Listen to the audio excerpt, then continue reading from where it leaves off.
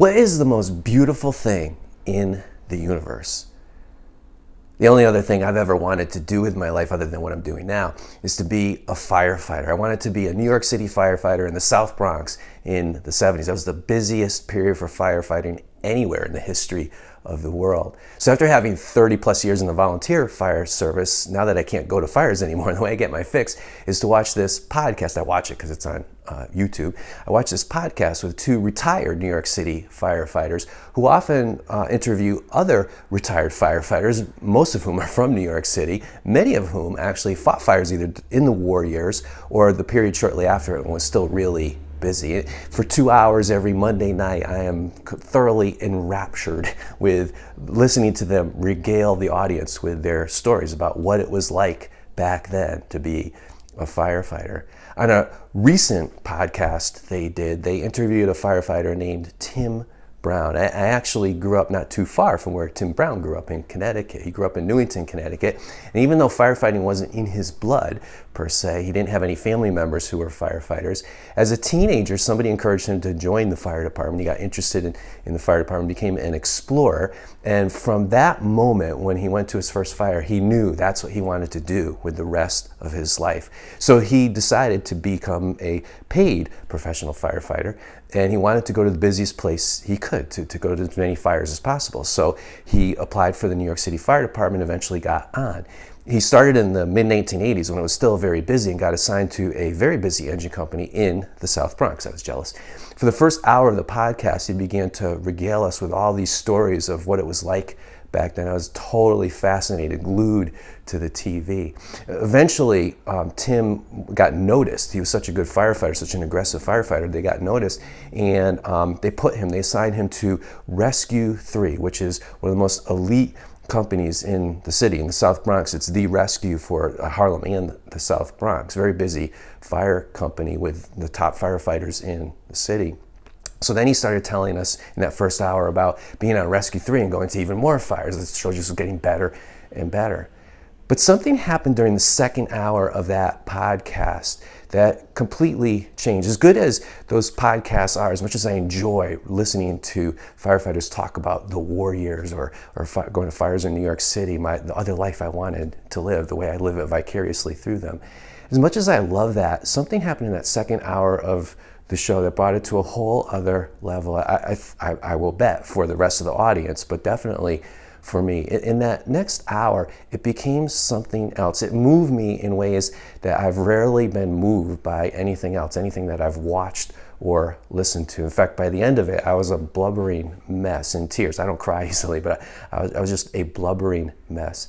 Because as Tim Brown continued to talk, he explained that eventually he was tapped. It's a long story how he got here, but he was tapped to join the newly formed New York City Office of Emergency Management. So he wasn't going to fires anymore with Rescue 3. He was part of this new government agency that was going to look at all kinds of disasters and issues across the city.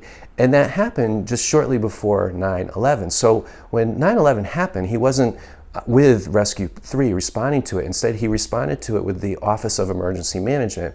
And he was assigned to the lobby of the first tower that was hit by those planes. As many people know, the planes hit around tour change for the fire department. So for many fire companies, both the night tour and the day tour jumped on the rigs and went. That was true for Rescue 3. So as Tim Brown tells the story, he's in the lobby of the tower and he sees Rescue 3 come in, and they've got like 11 or 12 guys, almost twice as much as what they normally would ride with. And one of his best friends who's working that day comes up to him and they exchange hellos. And his friend says to him, "Tim, this doesn't look good," which is, Tim Brown explains, was a very understated way of saying, "Tim, I don't think we're going to make it out of this alive."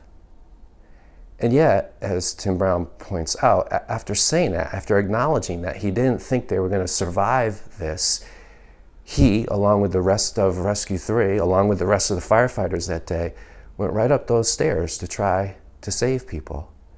They were pretty sure they were going to die. And yet they went up those stairs because there were people up there. And if there was any chance to get them out alive, they were going to do that.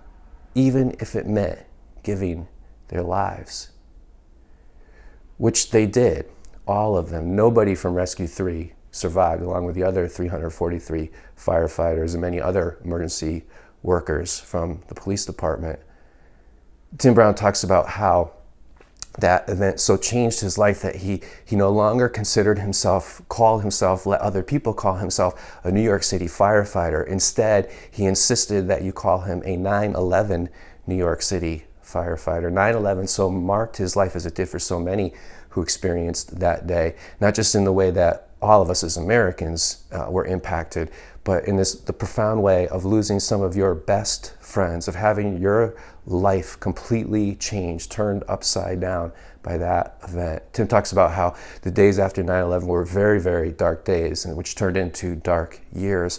Eventually, he retired from the fire department, but what eventually helped turn things around for him, what eventually helped make things better, was what he does now, which is to go and speak to new recruits to the fire service or police department, or especially FBI now. He talks to a lot of newly minted FBI agents. And what he does is simply tell the story of his friends, tell the story of their heroism. As he was talking, he facetiously said that as he tells these stories and he talks about how there's nothing greater a human being could do, there's nothing more noble a human being could do than what his friends did, to give their lives in an attempt to save a stranger. He facetiously said, and I know I read that in a book somewhere. Obviously, the book he read it in is the Bible. And what he goes on to say is he talks about Jesus' words, where Jesus says that there is no greater love than this. When we see that kind of love, it moves us like few other things in life. It's actually maybe nothing else in life. It is the most awe-inspiring, the most beautiful act a human being can do for another human being. And if God were to do that, that would be the only thing more beautiful. If God were to give his life to save us, that would take that beauty, the beauty of and what those firefighters did on that day, and it would raise it to a cosmic scale. God knows there are a lot of ugly things about Christianity in a post 9/11 world. Many people think that Christianity, along with the other religions, is to blame for all the bad things in the world, especially the violence, that Christianity is dangerous, that it's bigoted, that it's oppressive. When we watch what religious fanaticism could do that day, the horror that unfolded before our eyes because of religious fanaticism, many people have attached that to Christianity, and then looking deeper, they've only found more and more ugly things about it, whether through personal experiences they've had, bad experiences, or just thinking about its history, and they have understood it to be oppressive and bigoted and exclusive, responsible for the world's troubles. The main thing at the root of the world's problems is religion. And I get that, because having been in the church now for almost 40 years, I can see up close, up front, all the ugly things about Christianity. And I try to reconcile them with all the things that I find so good and true and beautiful about it. But it's not easy, because they're there to the everlasting shame of the church and to us Christians. There's a lot of ugly things about Christianity. And as the philosophers have pointed out, whatever is true, whatever is ultimately true, it has to be good and beautiful as well. Nothing ugly could turn out to be the ultimate truth. There's an intimate connection between what is good and what is true and what is beautiful. If you think there's more, on average, ugly things about Christianity than beautiful, then I want to respectfully submit this to you, because I need to remind myself of this often when I see the ugly things about Christianity. What stands at the center of Christianity is a cross. That's why it's the symbol that people choose to use to express the fact that they are a Christian. They wear crosses around their neck, or they adorn their homes with crosses. Churches have the cross prominently featured, because that And that alone is at the center of Christianity. That symbol represents what it's all about. For all the other ugly things, the cross is what the essence of Christianity is all about. And what the cross represents is a God who does love us with that no greater love. A God who became human, and then gave his life to save us, showed us while we were still his enemies, while we wanted nothing to do with him, while we don't give him a second thought, he came and gave his life for us. And there is nothing more beautiful than that. The cross is the most beautiful thing in the universe.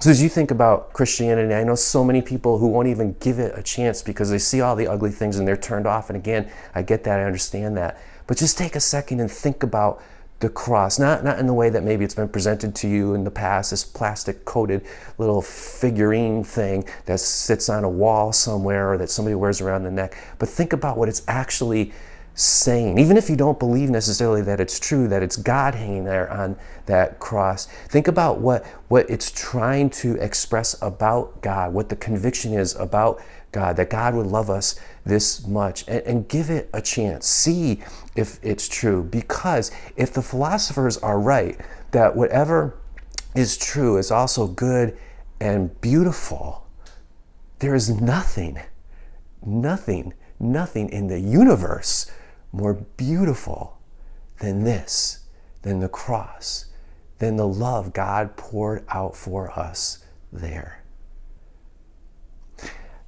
I hope you are having or had a wonderful Holy Week and Easter. But as you go through this season with many other things on your mind, just take a moment to contemplate the cross and what it's all about. If you already believe, let that deepen your awareness of how much God loves you. And if you don't believe, if you think it's all wishful thinking, bogus, whatever, or that you don't even think it's a good thing, just stop and take a second to reconsider what the cross really is actually all about. Because it's taking that most awe-inspiring, beautiful love we saw on 9/11 play out with those firefighters who, knowing that they would likely die, still went up those stairs to try to save people's lives. It's taking that and raising it to a cosmic scale. It's taking that and saying it's not just a firefighter coming after you in an emergency, but that your God pursued you, loved you so much that he pursued you to come out of heaven, out of beyond space and time, eternity, to become a human being, and then to offer himself up in an attempt to save you, to offer his life up on that cross. Praise be Jesus Christ.